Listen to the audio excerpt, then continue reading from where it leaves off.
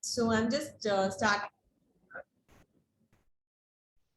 So good morning, ma'am. I'm Deepthi from Curious Times, and I welcome you on our special edition, the Ed Leaders. I'm very happy that you accepted our invite and you are here to share your journey, your story with our readers and viewers. And we are very happy to be having you over here. Thank you, Deepthi. That was really nice. I'm honored that you felt that I would be a value addition and one among the edu leaders. Thank you so much for the invite. Yeah. Ma'am, so we would like obviously take some time with you to understand what was your inspiration, early inspiration to join the field, right? And what kept you motivated to stay and grow to the level you have? Actually, my journey, by, by education, I'm a nutritionist. I was with National Institute of Nutrition for some time, and I was working as chief dietitian and with Ramakrishna Nursing Home and all these places. But somewhere the sense of satisfaction was never creeping in. When I had my daughter and I saw her studying, I was a cribby mother too, because I would always say, this is not happening. This is not the way it has to be.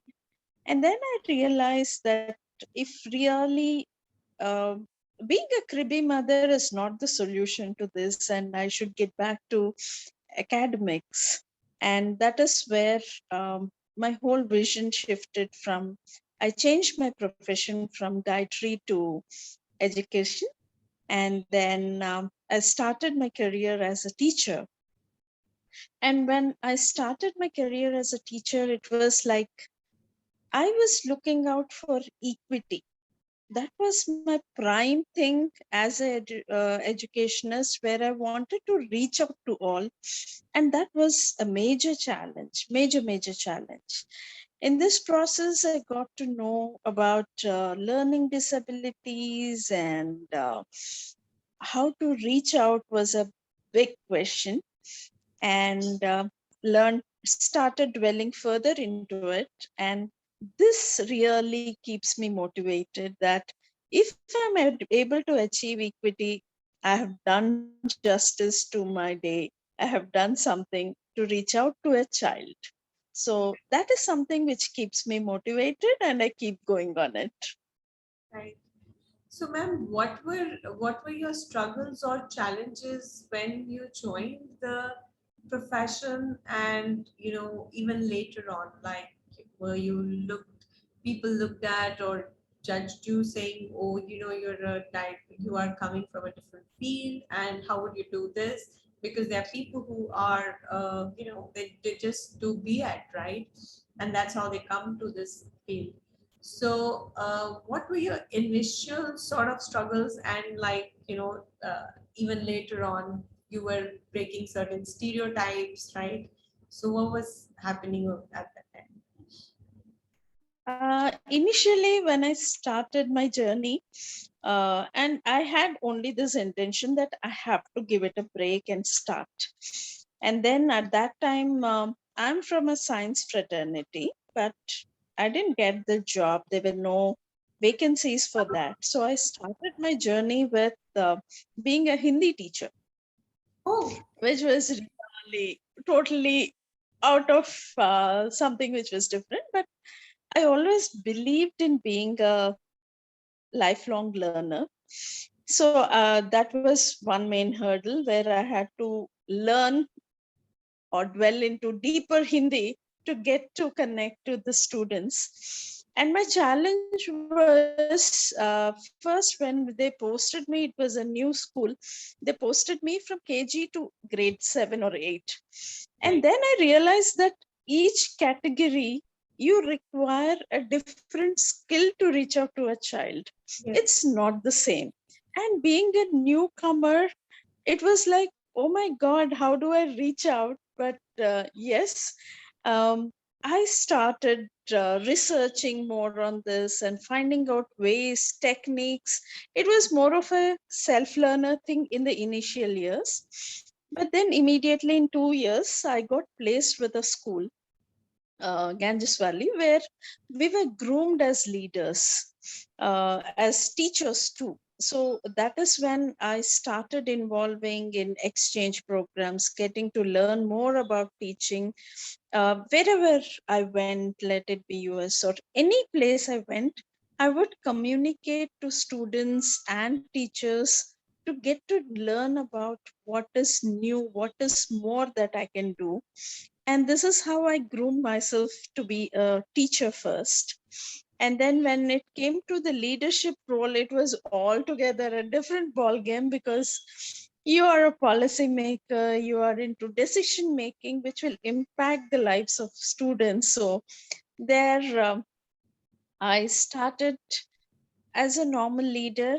I was understanding the intricacies of it, but um, once I got to hear a feedback from someone that you still have to groom yourself to be a leader. And this is something which got stuck in my mind, and I said no. And I was looking for one leadership course which could actually train me well. So I went to for some certifications from CII. Then I did my Harvard, and I've completed my complete school leadership and management certificate from Harvard University. So this was like a constant, I would say, believing that lifelong learner. That was some philosophy that I believed in, and it continued and it took me a long way. So yes, this is small things that led to bigger things. Yeah, I would say. So, ma'am, I must say congratulations because it's not easy. It's not easy to tell yourself to sort of enroll for courses when your jobs are equally demanding, and then you sort of start sitting for tests yourself, saying I want to do this, I want to do this because I want to fit into my new role. It's really not easy, in the conventional setups where we just walk up the ladder because of numbers of years of experience, or having certain different types of qualifications. And in that process, I'm glad that you were looking at just the right things for yourself and for your growth, because you also believe that it impacted students, right? When congratulations. Yes, yes, yes. And Harvard, I believed was Harvard, I believed was a good platform for me, because this gave me a global leader platform where I could interact with many leaders across globe. So different places have different issues. Some issues which might look timid to us are real alarming issues for other countries or other school setups. So it is like it gave me an overview to understand and take issues forward, the techniques how you can resolve issues. So never give up is something that I've learned, because there's always a way out. So this kept me moving and allowed me to understand education in a deeper sense in a global perspective. Wonderful. Ma'am, so, obviously we could not chat last year, the leap. We were also sort of, we had lots of schools to look at that stage also. We just, Yes. other than the technology that sort of, pushed people to take the leap, there is a lot of role that technology Hmm. is anyway playing in the teachers' lives now, more than ever. And in the past 4 5 years, that technology has also seems to have taken a sort of a role in teachers' life in terms of providing content or delivery. So till the last year, it was, the last mile delivery was teacher, but now the last mile delivery were also sort of, getting resolved on your own, because the parent ecosystem was changing, the student ecosystem was changing, the acceptance to a lot of technology at those fronts were changing. So now, when technology has taken up a lot of work from teachers in a few ways, what do you see the new role of a teacher? What's that new role that they need to, the new hats they need to wear, or something new that they need to do to reinvent themselves, or now let's say India will have NDP 2020, and we will have, when the students come full swing to the classrooms, they will be very different individuals, and there is a whole external environment change. So what are these new roles you believe the teachers need to play? I think leadership, I mean, teachers have grown. Yes, they have changed quite a bit, I would say. But still, there was some slight hope in a few teachers that things will get back to normalcy and I'll get back to my traditional method that I have been teaching for years. But no, it's not going to be the same. It's different altogether. But I think as academicians, as educationists, this COVID, this pandemic has told us to redefine education because education now is just not textual content. It has told us to have teach gratitude to students.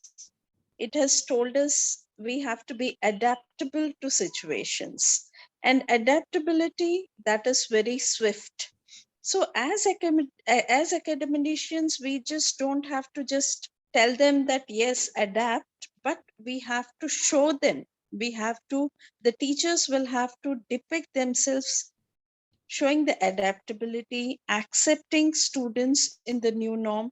So a whole definition of education has changed slightly.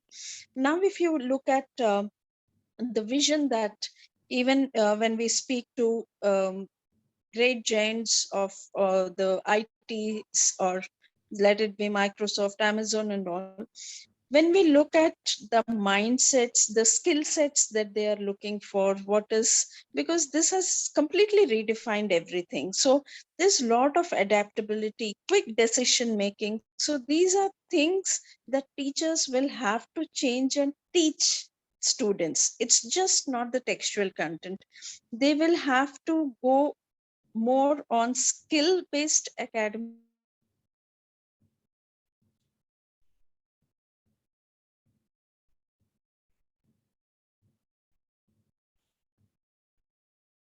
to so it's just not academics. They have to go for the skill sets that are required for the future. They'll have to go for the mindsets which are required. And even as teachers, they will have to move from their traditional chalk and talk to more of because already blended learning has come in with online teaching. This is something they will have to continue, because when we look at 21st century skills, when we look at the future, because it's clearly told in future students will not have one profession, but they're going to get into multiple professions. So it is it so even they'll have to change the parent outlook towards it. And with NEP bringing in competency based assessments, and NEP introducing opening areas where it's beyond books, reading between lines and getting yourself adapted to integrated learning and all that. I think it's these are good avenues. I would say this is something which has happened for good. I always look for something good in everything that happens. So I felt that yes, the pandemic, though it has brought so many issues to us, but when I look at it for academics, it has bring in a sea change, which is for good. So teachers have to come out of their traditional learning, get into more of blended, beyond books, getting into the skill sets that are required for future, but basically teaching them the human values of gratitude, hope, love, compassion, more than anything else. Right, right, right. So, very valuable, messages to the teachers around, and also sort of, it's it's almost like I've been meeting a lot of principals and directors lately, and I think pretty much similar messages for the teachers to be learners, and therefore the students are going to stay learners. I think that those messages are getting Actually, reinforced by this is the generation where students are going to teach you a lot. right, When they are back, there's so much that we have to learn from them, because they're the Czech giants, I would say. They're more in depth with the technology. Uh, it is a time where teachers have to find out from the students what actually they want, right, what is actually that they are looking forward for when they come back to the classes. It's not that I have a set of curriculum, I just teach and move away, but to get to understand the child, because they might have been through a lot. They might have been through a lot. Some might have lost a parent, grandparent, anybody in close in their family, brothers, sisters. So it is for us to have these open arms for these kids, to right, give them hope right, in everything. That right, is something which is very, very crucial element that is required now. right, right.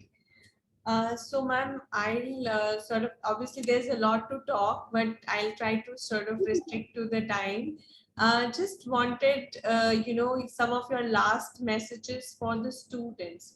Now, they have a very different sort of, pressures. They have, there is fun, there's so many resources at their end, but there are also social pressures, there's loneliness, there's mental issues to more of them, and less physical contact with friends, etc. So, what's your message to them? Like, obviously, there are the one students on our on Curious Times will be from grade 1 to 12, but yeah, your own students, they are grade 1 to 12. What is like your messages to them? uh, my message to students would be, never give up, never give up. There's always a solution for every problem. So believe in that, and this will take you long ways, because that is something which will take them a long way. So I would tell all the students to just uh, believe in themselves, never give up, because I have seen students, especially in the higher grades, where they say, I cannot do, I will not be able to do, just because of the preconceived notions that they have about themselves. But there are always solutions. There might be some subjects that you're not in depth with, but there are always strengths that you can look out for and take it forward. This is, I would say, this is one message I would like to give it to the students. Thank you so much, ma'am, for taking out time. I think that those are very valuable messages for students, and thank you so much for taking out time to speak to us and be part of Curious Times Ed Leaders journey. We look to engaging with you deeper and chatting with you more often. Thank you so much, and from Curious Times team. Very, very happy Teachers' Day to you and to your faculty, your colleagues, and all the teachers out there. Yeah. Thank you, Dipti. That was really nice. I mean, nice meeting you and getting to know more about how Curious Minds started off and the way you have taken it up as a passion. So I think more the teachers take it as a passion to teach. You are something an inspiration for them too, and this is the way forward. Thank Thank you so much, Dipti. Yes, we'll be in touch, and yes, anything that I can contribute to for the Curious Minds, I'm always available. thank you. Thank you so much, ma'am. Thank you. Thank you. Thank you.